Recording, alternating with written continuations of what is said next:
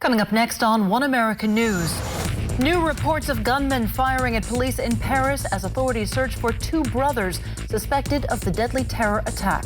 Plus, crews prepare to raise the tail section of AirAsia Flight 8501 as officials hope the flight recorders will shed light on why the plane crashed. And despite a veto threat from President Obama, a Senate committee passes a bill approving the Keystone XL pipeline. Today is Thursday, January 8th, and you're watching One American News.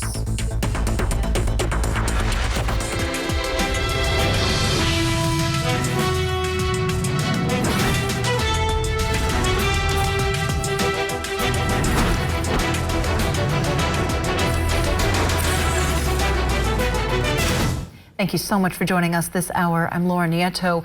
We have more tragic news out of France today as a female police officer is shot dead in southern Paris. The shooting also leaves a city worker seriously injured. French authorities say a suspected gunman wearing a bulletproof vest opened fire on the policewoman from point-blank range this morning. The French Interior Minister says the shooter fled the scene and is still at large. Authorities are calling this a terrorist act. However, they cannot deny or confirm whether it is in any way related to yesterday's deadly attack on the Charlie Hebdo headquarters. Meanwhile, reports surface of multiple explosions near French mosques. Local media states 4 grenades were thrown into the courtyard of a mosque in the city of Le Mans, west of Paris. Only one of the grenades actually detonated and no casualties were reported. There are also reports of an explosion at a restaurant near a mosque close to the central city of Lyon, with no injuries reported. Police are investigating both incidents, and so far there are no indications linking these attacks to the shooting at Charlie Hebdo. Speaking of which, police are combing through a small village outside of Paris for 2 suspects wanted in connection with the deadly attack on the staff of the satirical French magazine. The pair of brothers are believed to have shot and killed 12 people and wounded at least 10. They reportedly robbed a gas station this morning about an hour outside of Paris and were last seen fleeing in a car. Authorities warn they are still armed. Matt Friedman has more on the suspects, including a 3rd accused assailant who has turned himself into police. Bells toll across Paris, and mourners paused for a moment of silence a day after a deadly attack in a French satirical newspaper. Why are we here? It is simple. It is for freedom of speech. Meanwhile, the hunt is on for 2 suspects. Brothers, 31-year-old Sharif Kouachi and 34-year-old Saeed Kouachi, were the targets of a massive manhunt. The younger brother had been sentenced to a 1.5 years in prison for trying to leave France to join Muslim fighters battling in Iraq. A third man, an 18-year-old, turned himself in after being publicly named as a suspect. One police official says the suspects were linked to al-Qaeda in Yemen. 12 people died and 11 others were wounded in the assault on the offices of Charlie Hebdo. The satirical newspaper had drawn Muslim ire for caricaturing the Prophet Muhammad. One witness to Wednesday's attack said the gunmen were so methodical, he first mistook them for an elite anti-terrorism squad. They then fired on a police officer. France's prime minister said the possibility of a new attack is a main concern. We want to tell the French people that we are very mobilized. We want to recognize the fact that France was united yesterday and today, and will be this weekend without a doubt. And we want to express our will to fight to defend our liberties, our democracy, and our tolerance. Officials say several people were arrested overnight. France raised its terror alert system to the maximum. Security has been heightened, with more than 800 extra soldiers guarding media offices, places of worship, transport, and other sensitive areas. The White House responds to the deadly shooting in Paris, calling it a cowardly and evil attack. The director of the FBI says the Bureau is working with French law enforcement to bring about justice. Here's more from other top U.S. officials.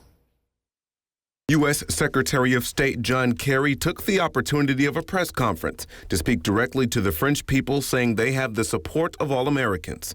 France, he said, knows well the price of freedom because it was in France many democratic ideals were born, and he chose to speak directly in French. Je suis d'accord avec l'imam de France. I agree with the Imam of France, who said today that the murdered journalists are martyrs to freedom. The killers proclaimed today that Charlie Hebdo died. Be sure of one thing. They are wrong. Today, tomorrow, in Paris and France, and across the world, the power of free speech will win in the fight against those who will deliberately prevent the facts from becoming known, he said. From the White House, too, President Barack Obama said the U.S. was in touch with French officials and that America will provide any assistance needed to bring the killers to justice. French officials confirmed some of the victims of the Charlie Hebdo attack had received threats in the past. The magazine's editor-in-chief was even included in Al-Qaeda's most wanted list in 2013. Here's more on the controversial work of the slain journalists. France is struggling to come to terms with the attack at one of the country's most controversial and irreverent magazines. Known for ridiculing politicians and religions of every hue, Charlie Hebdo played a major part in French culture. Of the 12 people shot dead, several were some of France's most beloved cartoonists, including Cabou, whose first drawings were published in 1954. Along with Volinsky and others, the magazine took no prisoners, poking fun at anything they considered hypocritical. The magazine's editor, Stéphane Charbonnier, simply known as Charb, had previously received death threats and was living under police protection. Back in 2011, the magazine had been firebombed after carrying a caricature of the Prophet Muhammad. 2 policemen and cartoonist Tinyu were also among those who died in the shooting. Indonesian officials hope to learn what caused AirAsia Flight 8501 to crash when they retrieved the black boxes from the plane's tail section. New underwater footage shows the wreckage at the bottom of the Java Sea with parts of the plane clearly visible. However, the dive team was hindered by strong currents and murky water. So far, authorities have found the remains of 43 of the 162 people on board the plane. Katie Sargent has more on the recovery efforts as crews prepare to remove the tail section from the sea floor. Search teams are getting ready to raise the tail section of AirAsia Flight 8501. The debris was found on Wednesday, and Indonesia's military chief says they're urgently making plans to raise it from the bottom of the Java Sea. Saya akan pimpin sendiri untuk pengangkatan ekor pesawat. The priority of the day is to lift the tail of the plane because the black box could be in there.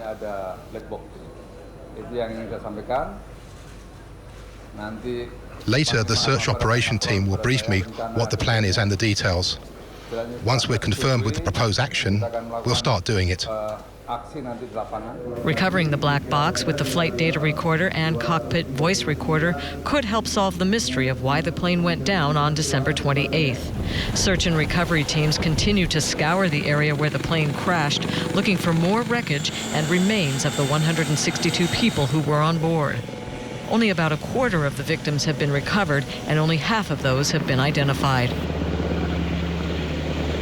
As rescuers work to find the black boxes, Indonesian officials announced they will investigate airlines flying on unauthorized schedules. It was revealed earlier this week that Flight 8501 was traveling on an unapproved route when it went down on December 28th. I know that flights in some areas have been canceled, which has caused trouble for passengers. But I hope passengers could understand the Indonesian government for what it's done. Officials say AirAsia was licensed to fly from Surabaya to Singapore 4 days a week, but on Sunday, the day the jet crashed, that was not one of those days. An official also announced that families of victims will be receiving cash compensation within 7 days after the bodies are identified. Back in the U.S., the Senate Committee on Energy and Natural Resources passes a bill to approve the Keystone XL pipeline. Republican lawmakers say they're ready to move forward despite a veto threat from President Obama. I think the American people are ready, but we continue to be blocked by this administration. There's already a veto threat out there, but I don't think that that threat should deter us from our initiative, both as a committee, as a Senate, and really as a Congress. The pipeline would bring oil from Canada to Gulf Coast refineries. If the president does veto the bill, Republicans will attempt to attach Keystone language to a must-pass spending bill or to other legislation that Obama will have a harder time rejecting. The House will vote on its version of the bill on Friday and is expected to pass it. So now that Republicans control both chambers of Congress, the party appears a little divided over how to approach the Affordable Care Act. Some GOP members want to change parts of the law, while others want to throw it out altogether. However, in an effort to improve its chances of winning the White House in 2016, the party wants to keep its promise to be, above all things, productive. One part of the ACA they'd like to tackle and change is the requirement that businesses provide health care to all employees working at least 30 hours a week. However, the president has threatened to veto the House proposal to change that workweek rule. And President Obama plans to make housing mortgages more affordable in an effort to restore economic security to middle-class families.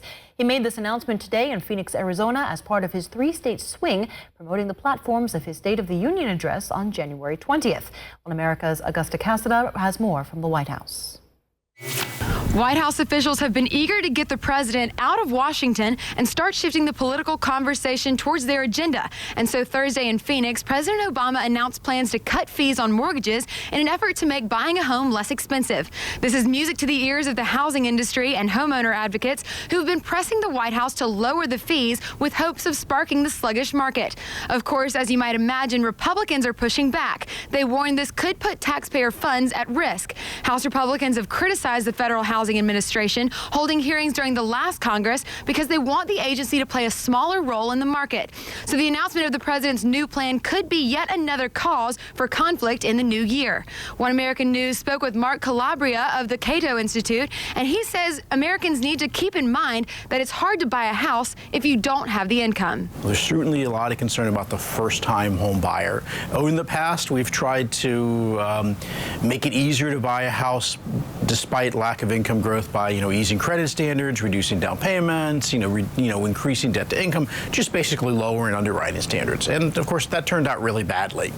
So we found out the hard way that if people don't have the income to actually pay for the mortgage, it doesn't really turn out well for them or for the greater economy. The White House is spinning this with the idea that this change would benefit existing homeowners while also helping new home buyers. This power to cut FHA fees lies within the administration's authority and is coincidentally one of the more aggressive policy actions the president can take to boost the housing market without help from the new Republican-controlled Congress.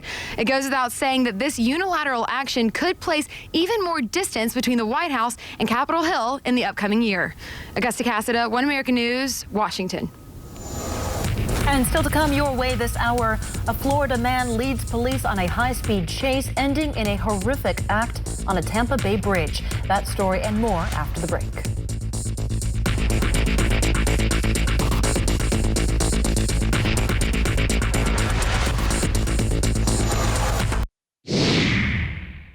Senate Republican leaders Mitch McConnell and Ted Cruz are battling for influence over the chamber's new GOP members, but they're at odds over how to tackle the 2015 agenda. Reports say Cruz is pushing freshman senators to take a hardline stance against President Obama's immigration and health care policies.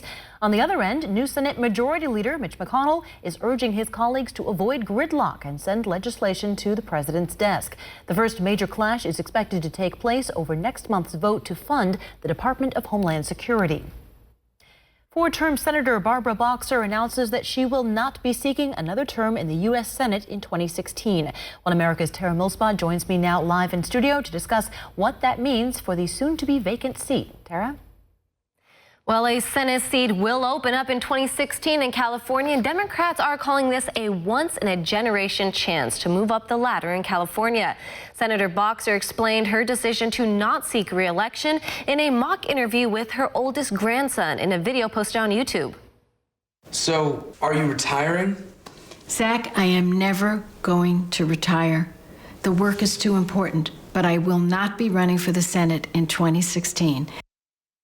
So who will fill Boxer's seat? Already there's speculation of potential Democratic contenders. To name a few are Los Angeles Mayor Eric Garcetti, former LA Mayor Antonio Villaraigosa, and billionaire environmentalist Tom Steyer. And on the Republican side, there is talk of Neil Kashkari, who ran for governor last year as a potential candidate. And no matter who the contenders are, it's going to be a competitive and very expensive race in 2016. California has a jungle primary, which means the top two vote getters, regardless of party, will advance to the general election. As for Boxer, who seems to be a fan of rhymes, says this. So although I won't be working from my Senate space and I won't be running in that next tough race, as long as there are issues and challenges and strife, I will never retire. Because that's the meaning of my life.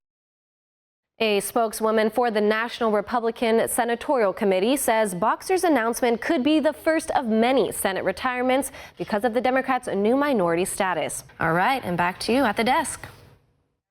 All right, another political news. Amid talk of a potential run for the White House in 2016, Donald Trump is set to speak at a Tea Party convention in South Carolina. The real estate mogul and reality TV star will be the fourth 2016 presidential prospect to address the convention next week.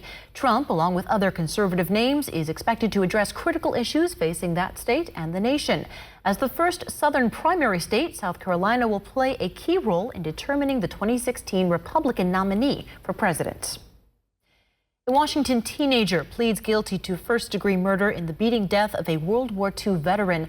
Under terms of the plea deal, 17-year-old Keenan Adams Kinnard will face 20 years in prison. A joint trial was set to begin next week for Adams Kinnard and his accomplice, Demetrius Glenn, who is also expected to plead guilty. Both were just 16 years old when they severely beat 88-year-old Delbert Belton during a 2013 robbery. The veteran, who was known as Shorty, died the next day.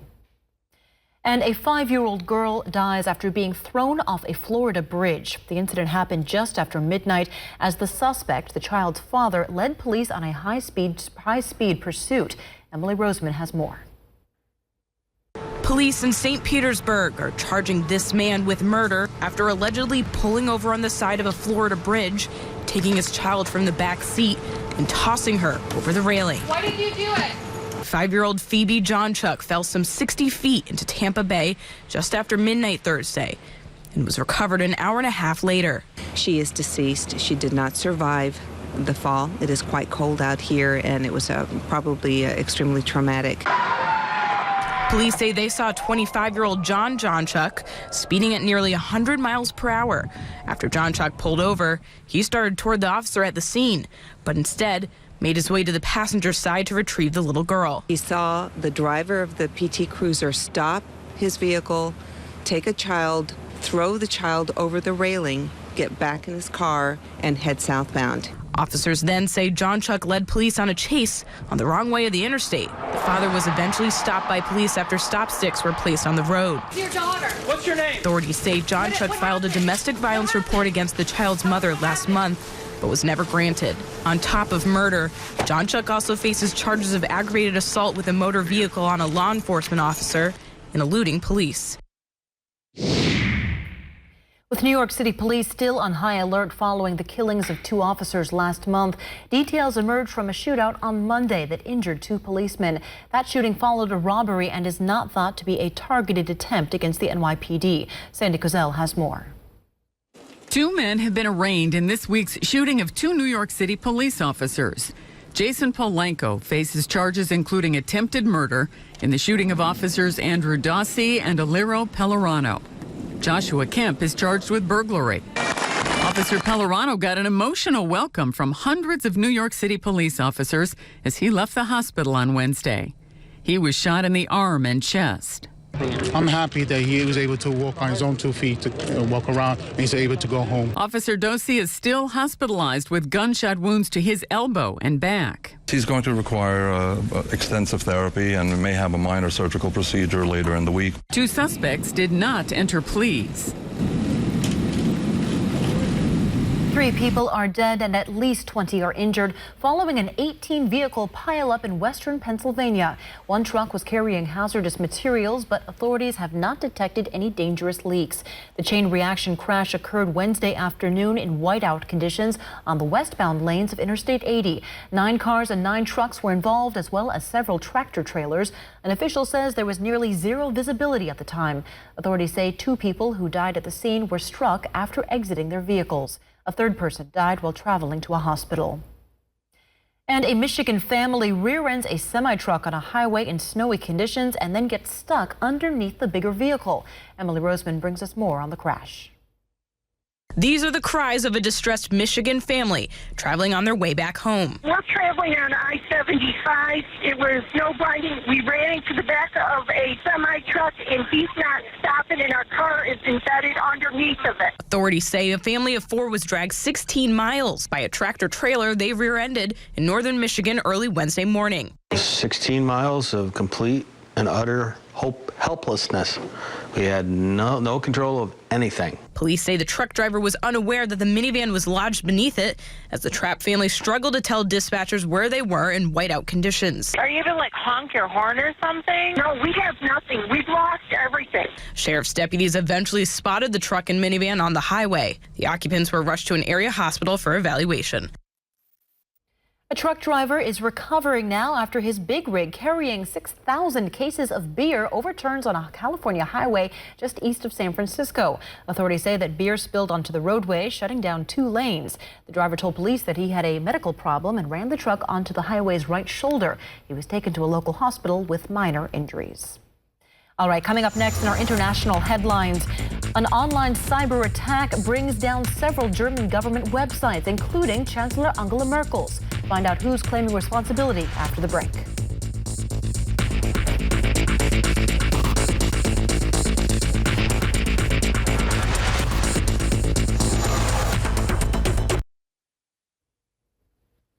Welcome back. Multiple suicide attacks near security checkpoints and Shiite worshippers killed 23 people in Iraq. One attack happened earlier today just south of Baghdad. Police say a suicide bomber filled a car with explosives and rammed it into a checkpoint, killing 7 people and wounding 21. Later in that day, a similar attack killed 8 people and wounded 23. Still another attack occurred at a mosque in western Baghdad. That's where a suicide bomber set off an explosive belt among a group of Shiite worshippers, leaving 8 people dead and 16 wounded. The attacks have reportedly been linked to ISIS militants. Meantime, North Korea releases a statement criticizing the American and South Korean governments over recent sanctions imposed over the Sony cyber attack. The release claims that scientific evidence proves the hack was the work of either a U.S. insider or a country other than North Korea. It also warns Washington to reconsider its accusations. The U.S. should come to its senses before it is too late. The target of our toughest counterwar would not be an individual company like Sony Pictures. Neither will it be the terrorism attack the U.S. is clinging to.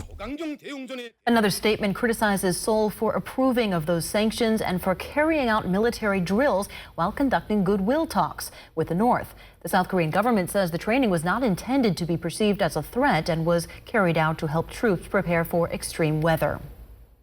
German government websites are back online after a cyber attack reportedly by a pro-Russian group known as Cyberberkut. The group has claimed responsibility for the hack. Officials say the hackers demanded Berlin cease financial and political support to Ukraine. In response, Ukraine's Prime Minister Petro Poroshenko calls for Russia to halt funding to the hacker group. Some of the targeted websites include those of the German parliament and of Chancellor Angela Merkel. Moving back to the Middle East now, as a rare winter storm blankets much of the Middle East in snow, Syrian refugees in Lebanon huddle around stoves in tents to stay warm. Meantime, those still living in Syria hope the weather brings change to the war-torn country. Deborah Luderbeck has more. A snowball fight in Damascus. A welcome moment of play in a country engulfed in war. Our hearts are with the soldiers who are standing at checkpoints and also with homeless people. I thank emergency workers and those who are helping people get warm. Years of war have imposed tough conditions in all types of weather. Some hope the snow will deliver a change of heart. May God help the homeless people. We are at our houses and we are thinking of them because of the cold. We hope this crisis ends well. I hope this is the last year of war and bad things. I hope this white color fills people's hearts. The conflict has killed more than 200,000 people and displaced millions of others, most of whom are living in tents at refugee camps in Lebanon, Jordan, and Turkey. Egypt's president makes a surprise visit to a Cairo cathedral in a show of support for the country's Christian minority. Abdel Fattah al-Sisi attended Christmas Mass, which is celebrated on January 7th in Egypt. Here's more on the visit. Egypt's President Abdel Fattah al-Sisi visited a Coptic Christmas Mass on Tuesday, making him the first Egyptian leader to do so since President Nasser. The show of solidarity was welcomed by the country's 8 million Orthodox Christians, whose Christmas this year is being overshadowed by an increase in violence from Islamist extremists. However, amid tightened security, worshippers still managed to mark the day, and several talked to our reporter. We can say we're fine, kind of, but we feel the atmosphere of fear. In general, the situation is okay. The terrorist attacks do not differentiate between Christians and Muslims. We hope this year there will be no sorrow, tears and exhaustion, but instead it will be full of joy for all of us. Thank you again so much for joining us this Thursday. I'm Laura Nieto, wishing you all a great rest of your week, and stay with us. We've got many more of the hour's top stories coming up right after this break. You're watching One America News, your nation, your news.